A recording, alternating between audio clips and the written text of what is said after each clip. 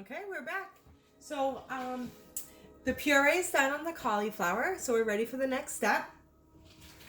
I also didn't mention in my video earlier that I put a 1/4 cup of heavy cream on there.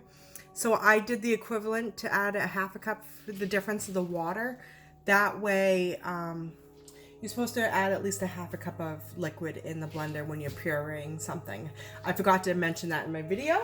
So I just wanted to make sure I mentioned that in the cooking guide that it comes with, the cooking blender. It will tell you those things, the measurements and everything. And also you can go on Pampered Chef, or you can search it too by internet. So this is done. It's going to be very hot. You can see the steam rolling right off that. Because it pureed it, it cooked it right here, all in the blender. Raw ingredients, as you can see. There it is in my picture. So I have the hamburger, the bottom I made with the red peppers, the green peppers, the bacon, the spices, the eggs, all of that right in there, salt and pepper. And then in here we got the butter, the heavy cream, a little water, and cauliflower. And I have my scoop specifically for the cooking blender to scrape. Okay, and so I'm gonna go ahead and just go over it. Bear with me, this is the first time I've made this recipe and I'm so excited. Look at that, potatoes right out of the blender, made from raw whole cauliflower florets. I mean, that's amazing. I am so excited. No more boiling and mashing, and I just did it all right there in that blender. And I've done other purees in here, and wow, does that make my life so much easier. And then I can rinse this baby out, put water in there, a little soap, and throw that on the heated wash setting on the blender, and that's gonna wash that for me, and I just rinse it back out. Simple, I love it. So let me put that over here. And this worked really well, scraping everything right out. So just gonna go ahead. These are teak. I have all 3 of them. I have the spoon. They come. You want to make sure after you wash them that you dry them. Okay, and so these are the 3 different ones. I love using them. They feel great, and they almost look too pretty to use. I remember a lady had told me that her husband never used them because he didn't think he was supposed to, that they were supposed to stay. You know, they just look too nice to use. That was funny.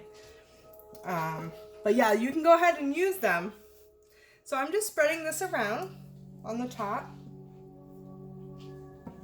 Oh, I'm so excited.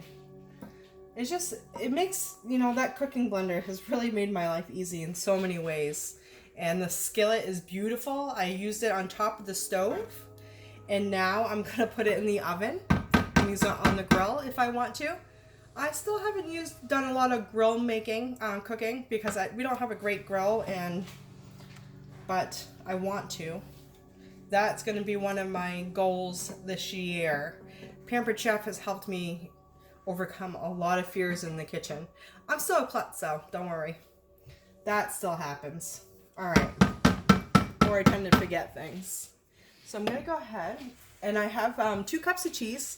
So I'm just going to sprinkle that on top. Oh, I'm so excited. So I'm going to put this right in the oven and cook it for about 20-25 minutes. Let that cheese brown up and everything just kind of come together, all the flavors. All right. Oh, this is beautiful.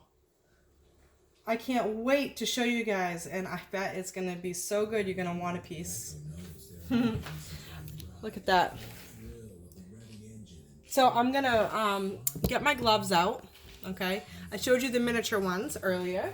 And if my other ones are where they're supposed to be, they should be right here. I have my other half ones. These are new spring products. They're gray, and I love them.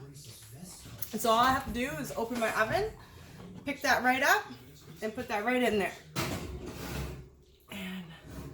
And then, Alexa, set timer for 20 minutes, and I'll check it in 20 minutes. We'll see you back.